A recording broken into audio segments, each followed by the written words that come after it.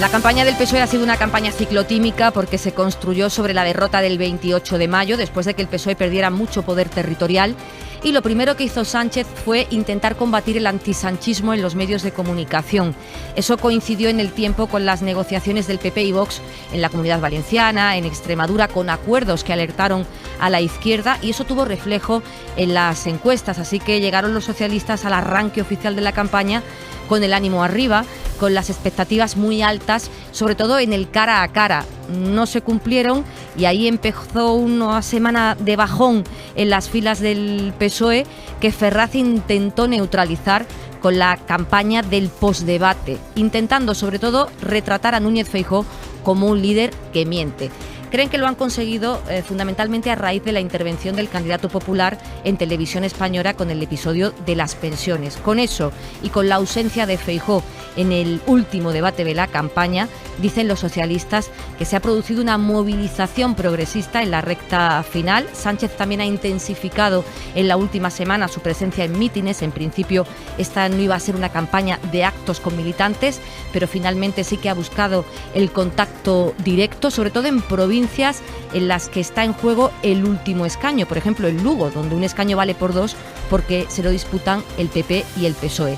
El territorio más delicado de esta campaña es Andalucía, el territorio que no ha pisado Pedro Sánchez. Ahí el PSOE intenta que no haya una diferencia muy importante entre el PP y el PSOE después de que Moreno Bonilla haya ganado las autonómicas y municipales. Andalucía fue el feudo tradicional del PSOE y ahí se va a producir la gran batalla del 23 de julio. El PP llega a este 23J habiendo terminado la campaña prácticamente como la empezó, apelando al voto útil, a izquierda y a derecha. A los votantes de Vox, Feijóo ha pedido no dividir el voto para no dar ni una sola oportunidad a Pedro Sánchez, pero también ha llamado a cualquier votante de centro, a los socialistas descontentos e incluso ha llamado a los votantes que están a la izquierda del PSOE, agitando para ello el miedo a Vox. Y es que en Génova están convencidos de haber conseguido trasladar el mensaje de que este 23J lo que se decide no es quién gana, va a ganar el PP, es lo que dicen en Génova, sino cómo gobierna, con o sin Vox.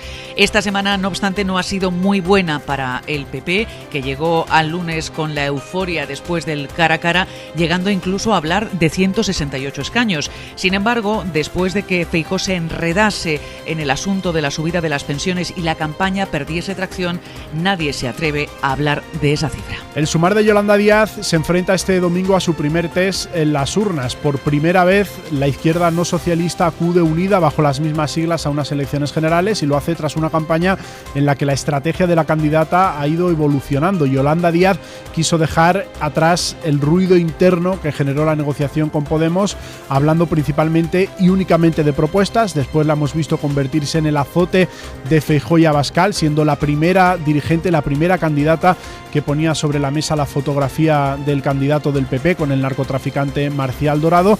Y en las últimas horas la estamos viendo apelar de manera insistente al voto de las mujeres y de la clase obrera y trabajadora. Lo hace Díaz porque cree que en esta recta final lo que hay que hacer es conquistar el voto de los 400.000 indecisos que todavía dudan entre PSOE y Sumar. Y esa va a ser la gran batalla que va a librar la vicepresidenta segunda este domingo. Tiene que quedar tercera por delante de Vox para tener alguna opción de revalidar el gobierno de coalición. Los datos de los últimos días, dicen en su equipo, apuntan a eso, a que están acariciando esa tercera plaza, pero va a ser una incógnita hasta el próximo domingo. El resultado no solo va a afectar a la gobernabilidad del país, el resultado de Sumar también va a afectar a la viabilidad, al futuro del propio proyecto político. Díaz dice que Sumar ha venido para quedarse, pero en el espacio hay voces, hay partidos y dirigentes que dicen que si no es en el gobierno, la unidad dentro de Sumar no está garantizada.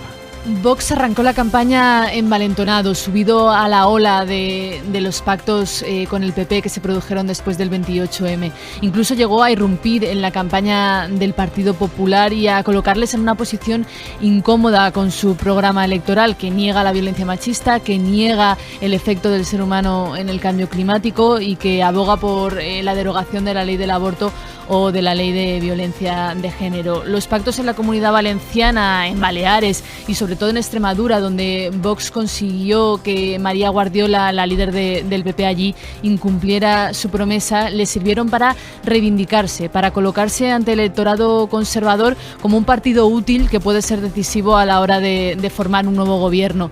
Y en eso han basado la gran mayoría de su campaña, en intentar reivindicarse frente a la estrategia del PP que buscaba arrinconarles, que buscaba arañar voto en su electorado. Y esto lo han hecho intentando mantener un equilibrio, intentando no asustar a los votantes más desencantados con el PP, por eso ese tono más moderado en los debates ante grandes audiencias en televisión española, pero también han intentado reforzar a su electorado con mensajes como el que lanzó Abascal augurando tensión en Cataluña si había un gobierno del PP con Vox. Abascal tomó una decisión que ha mantenido durante toda la campaña, que es no entrar en un enfrentamiento cuerpo a cuerpo con Alberto Núñez Feijóo.